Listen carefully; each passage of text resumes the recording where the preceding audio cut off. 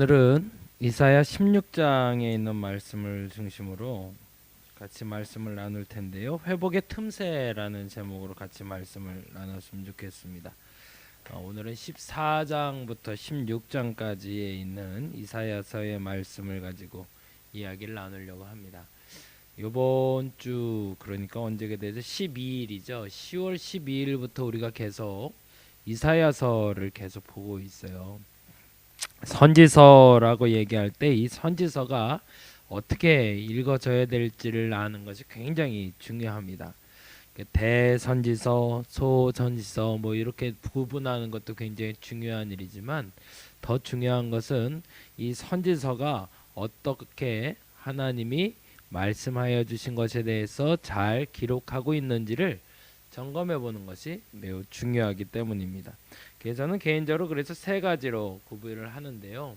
첫 번째는 들은 것, 두 번째는 본 것, 세 번째는 깨달은 것이 있다라고 이야기를 합니다.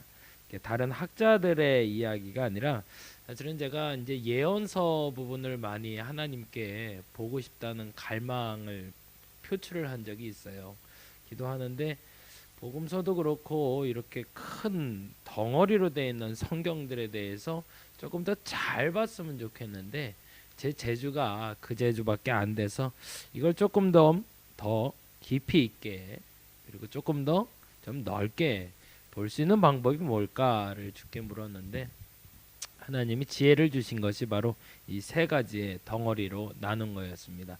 예레미야서를 보다가 그렇게 보게 됐는데 그 깨달음을 얻게 돼서 나중에 이제 각 선지서들 대선지서라 부르는 이사야, 예레미야, 에스겔 정도, 그리고 소선지자라 부르는 뭐 호세아, 아모스, 미가, 오바댜 등등을 보다 보니까 이런 공통점이 있구나라는 걸 깨닫게 된 거죠.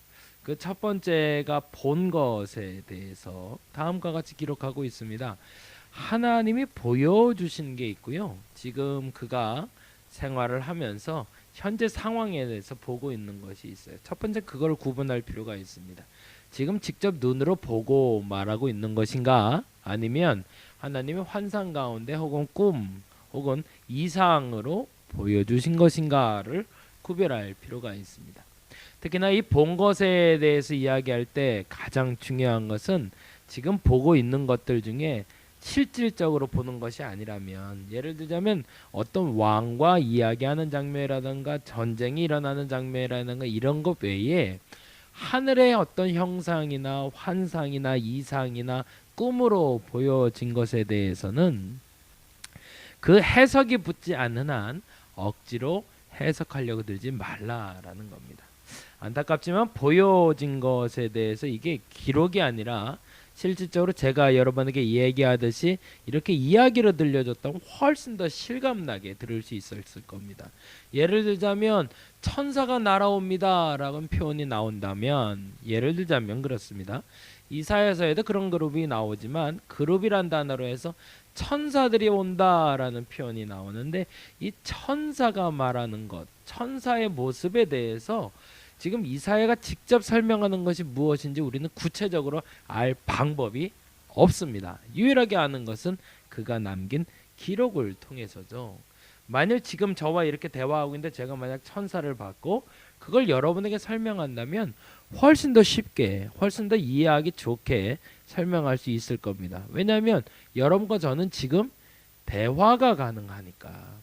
그리고 여러분과 저는 같은 시대에 살고 있기 때문에 가급적이면 지금 언어로 지금 익숙한 모습대로 여러분에게 설명해 드릴 수 있을 겁니다. 근데 안타깝게도 선지자들이 살았던 그 시대는 우리가 살던 시대하고는, 우리가 지금 살고 있는 시대하고는 시대적인 차이도 많죠. 문화적인 격차도 많습니다. 그래서 그들이 보고 기록한 것들이 우리가 지금 보고자 하는 것들을 그대로 보여주지는 못한다라는 것을 우리가 인지할 필요가 있고요. 더 중요한 것은 그 보여진 것들에 대해서 그가 깨달음으로 설명하지 않는 한 그것에 대해서 억지로 다른 의미를 붙여서 해석하려고 노력할 필요가 없다라는 겁니다. 왜요? 그것이 오히려 곡해되는 해석, 성경에 보여진 것에 대해서 정말 중요한 것을 보게 되는 우리의 눈이 열리지 않는다라는 거죠. 그래서 본 것에 대해서 이야기할 땐 그냥 그대로 선지자들이 말하는 그 본 것에 대해서 잘 여러분이 기억해 놓으시면 좋겠습니다. 들은 것도 마찬가지입니다. 근데 이 들은 것도 두 가지로 나뉘어요. 사람과 사람과 대화하는 것들도 나오고요. 천사가 말하는 것도 나옵니다. 근데 재미난 것은요.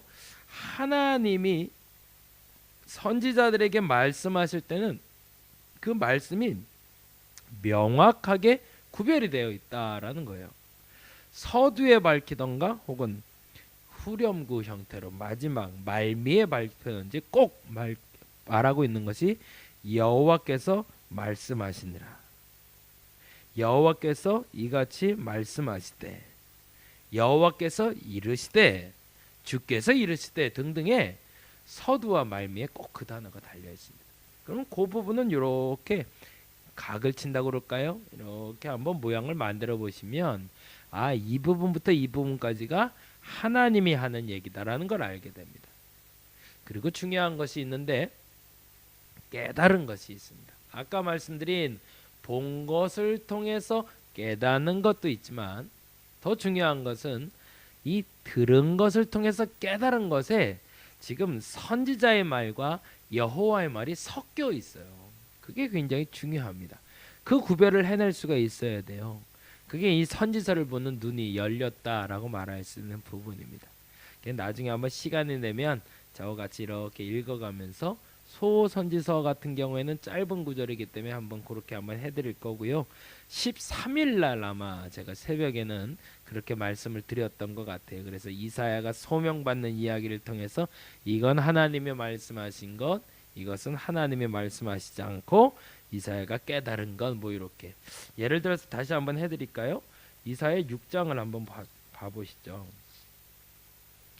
6장에 1절부터 6절까지만 봐도 되니까요. 짧게 한번 보고 그리고 넘어가도록 합니다. 이사야 6장 1절 말씀인데요. 972페이지 어간에 있습니다. 제가 읽어드릴게요. 읽으면서 여러분은 체크를 한번 해보세요. 우시야 왕이 죽던 해 1절입니다. 우시야 왕이 죽던 해에 내가 본즉 주께서 높이 불린 보좌에 앉으셨는데 그의 옷자락은 성전에 가득하였고. 지금 이거는 본 건가요? 들은 건가요? 그렇죠. 본 거죠. 내가 본즉 주께서라고 되어 있죠. 뭘 본 거죠? 주님이 앉아 계신 것을 봤습니다. 또 2절을 볼게요. 스랍들이 모시고 섰는데 각기 6날개가 있어 그 둘로는 자기 얼굴을 가리었고 그 둘로는 자기의 발을 가리었고 그 둘로는 날며. 뭘까요? 본 건가요? 들은 건가요? 깨달은 건가요? 본 게 되겠죠. 스랍, 여기서 스랍은 천사를 말하고 있습니다. 천사가 6날개가 있대요. 근데 둘은 얼굴을 가리고 둘은 발을 가리고 둘은 날고 있답니다. 거기까지만 설명해 보자고요. 3절 제가 읽어드릴게요. 천천히 보시면서 여러분 체크해 보세요. 서로 불러 이르되 거룩하다 거룩하다 거룩하다 만군의 여호와여 그의 영광이 온 땅에 충만하도다. 본 건가요? 들은 건가요? 깨달은 건가요? 들은 거죠. 뭘 들었죠? 천사의 말을 들은 거죠. 그리고 나서 다음 같은 단어가 나옵니다. 5절 말씀인데 그때 내가 말하되 화로다 나여 망하게 되었도다. 나는 입술이 부정한 사람이요 나는 입술이 부정한 백성 중에 거주하면서 만군의 여호와이신 왕을 배웠음이로다 하였더라. 이거는 본 건가요? 들은 건가요? 깨달은 건가요? 깨달은 거죠. 이사야가 깨달은 걸 말합니다. 내가 하나님을 봤으니 내가 부정한 일을 행한 사람이니 죽게 생겼더라. 그리고 나서 8절에 이런 말씀이 있어요. 내가 또 주의 목소리를 들으니 주께서 이르시되 내가 누구를 보내며 누가 우리를 위하여 갈고 하시니. 무슨 말이에요? 본 거예요? 들은 거예요? 깨달은 거예요? 들은 게 되겠죠. 뭐요? 주께서 이르시되 라고 되어 있네요. 이런 식으로 한번 구별을 해서 보시면 이게 지금 환상인지 이게 직접 보고 있는 것인지 들은 것인지 선지자가 말하는 것인지 하나님이 말하는 것인지에 대해서 구별이 되기 시작합니다. 근데 한 가지 확실한 건요. 선지자가 말하는 것은 역사적인 사실을 말하고 있거나 깨달은 걸 말하고 있기 때문에 우리가 이해하기가 좋습니다. 근데 반면 주께서 이르시되 여호와께서 이르시되라고 되어 있으면서 설명한 거는 추상적이거나 비유적이거나 은유적이거나 우리가 보기에는 조금 이해되지 않은 단어들을 쓰는 것들이 있어요. 예언적 단어들이라고 말할 수 있을 텐데 그렇기 때문에 사실은 조금 이해하기도 해석하기도 어려운 부분이 있다까지 여러분이 기억하시면 좋겠습니다. 오늘은 16장 이야기를 좀 하려고 그래요. 14장부터 시작해서는 10개의 나라가 나오고 있습니다. 이 10개의 나라는 모두 다 하나님의 심판대 위에 올라가 있다라고 이사야가 말하고 있고, 이들이 심판대에 올라가서 그들이 하나님 앞에 어떠한 모습으로 심판받게 되는지에 대해서 말하고 있습니다. 14장에는 우리가 잘 아는 이스라엘에 대해서 이야기했다면 14장에 또 연결되는 것이 바벨론, 그 다음에 아수르, 그 다음에 블레셋에 대해서 이야기하고 15장에 이르러서는 모압, 그리고 16장까지 모압이라는 나라에 대해서 이야기하고 있습니다. 오늘은 그 얘기를 먼저 하고 마무리를 좀 하려고 합니다. 최근에 제가 내비게이션을 틀고 서울을 좀 갈 일이 있었는데 금요일 날 어느 세미나가 있어서 잠시 좀 참여하고 왔습니다. 서울의 송파에서 열리는 세미나였는데 길을 가면서 크게 깨달음을 하나를 얻었어요. 그게 뭐냐면 내비게이션에 대한 깨달음이었습니다. 분명 내비게이션을 켜고 가는데 길이 막히는 경우가 있죠. 길이 왜 막힐까요? 두 가지입니다.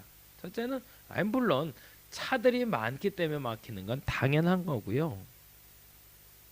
길이 막힐 때는 첫째는 내비게이션을 켜고 가고 있음에도 불구하고 내가 내비게이션대로 따라가지 않고 내게 익숙한 길로 가고 있기 때문에 길이 막히는 경우가 있습니다.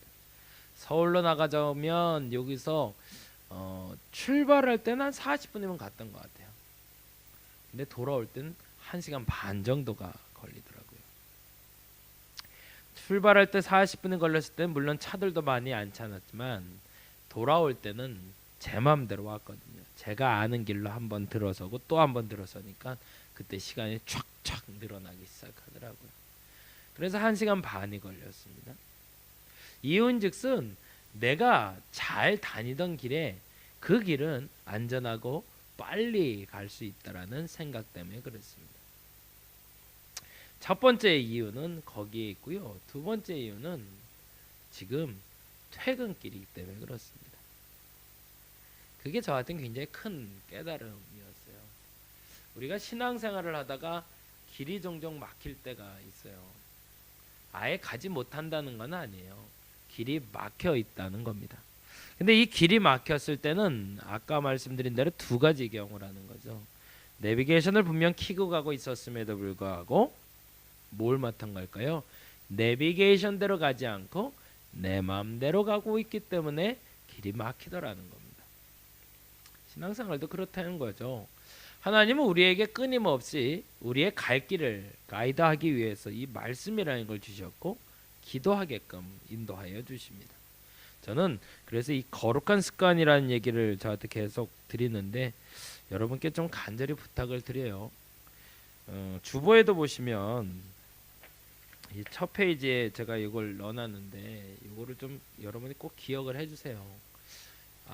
요즘 와서 더 많이 드는 생각인데요. 복음, 예배, 기도, 말씀 이 네 가지가 균형이 잡히는 게 제일 중요하더라고요. 내가 전도하는 사람인가 아니 전도를 할 만한 사람인가는 여러분이 전도를 해보면 압니다. 나를 통해서 예수를 만나야 되는데 내가 건강하게 예수를 전하지 않으면 오히려 그는 예수를 떠날 수밖에 없습니다. 정말 내 입에서 나가는 말이 건강한 예수 전도법인가? 한번 검증해 보기 위해서는 우리는 복음을 전하는 전도를 반드시 해봐야 됩니다. 예배도 드려야 되죠. 주일 예배를 저는 제일 소중하게 여기고요. 두 번째로 소중히 여기는 예배가 새벽 예배입니다. 그래서 여러분이 새벽 예배와 주일 예배를 가급적이면 시간이 나신다면 적극적으로 참여해 주셨으면 좋겠어요.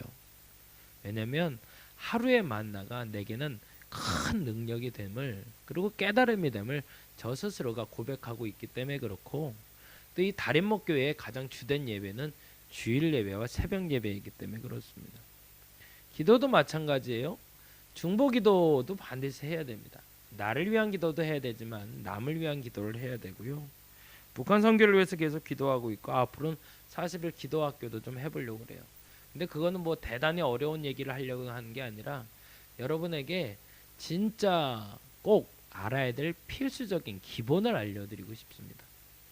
말씀도 오전 11시부터 12시까지는 가급적이면 성경을 계속 읽으려고 그래요. 앞으로는 그래서 이 수예배 과정을 조금 열었는데 40일 성경학교, 40일 성경 통독학교, 그리고 40일 기도학교라는 개념으로 해서, 그리고 또 하나는 거룩한 습관 시리즈라고 그래서 반복적으로 좀 하려고 그래요. 저는 개인적으로 저희 교회가 계속 반복적인 훈련의 과정이 있는 교회, 뭐 대단히 특별하고 어마어마한 얘기를 하고 엄청난 은혜가 넘쳐나는 교회가 아니라 그 기본을 좀 다져주는 교회가 됐으면 좋겠다라는 바람이 있어요. 그러기 위해서 제일 필요한 게 뭘까를 생각해 봤는데 그건 기초 다지기입니다. 아까 말씀드린 대로 내비게이션만 의지하고 가도 충분한데, 내가 안다라고 여겨졌던 것들이 결국엔 길을 잃게 만들거나 길을 막히게 하는 것처럼 우리에게 가장 기본을 갖는 것이 제일 중요합니다. 앞서 말씀드린 5나라, 이스라엘, 바빌론, 아수르, 모압, 그리고 블레셋이라는 나라에 대해서 이야기했는데 그 중에 이 이스라엘이 그 나라에 해당됩니다. 이들은요, 똑같은 잘못을 함으로 말미암아 하나님께 버림받았다가 망하게 되죠. 근데 이 망했을 때도 하나님이 그 그루터기를 남겨놓으시고 그들에게 생명을 공급해 주십니다. 그건 무슨 말일까요? 근본이 있다는 거예요. 아무리 무너져도 근본이 있으면 다시 일어날 수 있다는 얘기를 하는 겁니다. 반면에 차가 막힐 때, 남들이 막힐 때 다 막힐 때가 있어요. 그건 무슨 얘기냐면 지금 말하는 아수르, 블레셋, 그리고 바빌론 같은 다 망하는 거예요. 다. 인간의 부귀영화가 얼마나 오래 갈까요? 그리 오래 안 간다는 얘기죠. 다 망할 수밖에 없다는 겁니다. 그 예표가 이 세 나라예요. 근데 한 가지 팁이 더 있었어요. 모압은 기회를 주겠다는 게 오늘 16장 1절에서 5절 주제 말씀입니다. 너는 그럼 뭐하냐? 너는 이스라엘의 친척 아니냐? 롯의 사촌들이잖아요. 그러니 너희들은 좀 이스라엘을 본받아서 이스라엘과 좀 같이 가면 안 되겠니? 라는 얘기를 사실은 오늘 본문에서 하고 있습니다. 다 같이 길이 막힐 때 뿌리가 있다면, 내비게이션을 계속 켜놓는다면 바른 길은 반드시 찾아집니다. 다들 길이 막혔다면 그때는 끝까지 끄지 않고 내비게이션만 쫓아가도 그 길을 만나게 될 겁니다. 근데 문제는 뭐냐면 마음에 안 든다고, 길이 막힌다고 내비게이션을 꺼버리면 바른 길로 가기는 쉽지 않다라는 겁니다. 저와 여러분이 길을 찾았으면 좋겠어요.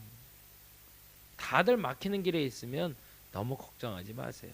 지금 다들 길이 막혀 있거든요. 근데 혹여 내가 실수해서 길을 막히는 곳으로 왔다면 그때도 사실은 걱정하지 않으셔도 됩니다. 한 가지 인정만 하면 돼요.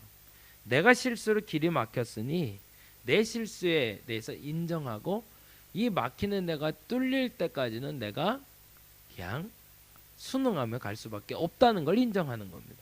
왜요? 그거는 내 잘못에 대한 대가를 치르는 거니까. 그리고 어느 시점엔 길을 돌아서 오게 하실 거나 다른 길로 인도하셔서 바른 길로 인도해 주실 겁니다.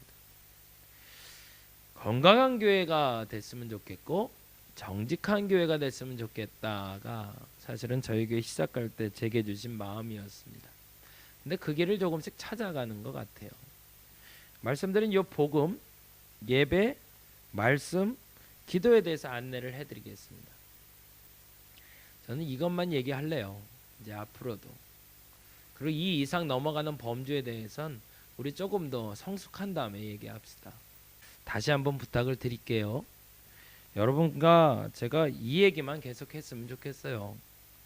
복음 전하는데 바르게 복음 전할 수 있는 사람, 예배를 건강하게 드릴 수 있는 사람, 기도를 기본을 잘 갖춰서 할 수 있는 사람, 말씀을 앞서 말씀드린 대로 그냥 선지서는 선지서대로, 그리고 복음서는 복음서대로 그대로 거기에 쓰여 있는 대로 읽을 수 있는 지혜가 있는 사람, 그 사람이 저와 여러분이 되기를 간절히 바랍니다. 그래서 우리 교회가 건강한 교회, 정직한 교회가 되고, 우리 교회에 속한 모든 교인들이 정직하고 건강한 교인들이 됐으면 좋겠습니다. 그래서 오늘 제목을 그렇게 적어봤어요. 회복의 틈새라고. 제가 이번에 세미나를 갔다 배운 단어인데요. 모든 사람에게는 어떤 어려움이 있던, 탈진 상태가 있던, 그 탈진에서, 그 어려움에서 빠져나갈 수 있는 회복의 틈새가 있다고 합니다. 그것은 기질에 따라 다르기도 하고 때로는 성격에 따라 다르기도 하지만, 중요한 것은 이 회복의 틈새를 자기가 어떤 것인지 알아 그 틈새에만 들어가 있으면 반드시 회복되고 나올 수 있다라는 겁니다. 그래서 어떤 사람들은 골방에 들어가야 되는 사람이 있고, 어떤 사람은 수다스럽게 다른 사람과 이야기해야 될 사람도 있고, 어떤 사람은 전혀 아무 생각 안 하고 영화 같은 거를 푹 빠져서 봐야 되는 사람도 있고, 어떤 사람은 조용히 음악을 들어야 되는 사람도 있고, 그 회복의 틈새는 다 다르지만, 그러나 중요한 것은 내 회복의 틈새가 무엇인지 발견하는 사람은 절대 좌절하는 일이 없을 것이고 넘어져도 일어날 수 있을 거라는 겁니다. 저는 신앙의 회복의 틈새는 이 네 가지라고 생각을 합니다. 전도, 말씀, 기도, 복음, 예배에 대해서 여러분이 다시 한번 점검해 보시고, 이 회복의 틈새를 통해서, 거룩한 습관을 통해서 저와 여러분이 하나님 앞에 온전하게 서가는 분들이 되기를 간절히 바랍니다. 정말로 그랬으면 좋겠습니다. 기도하겠습니다.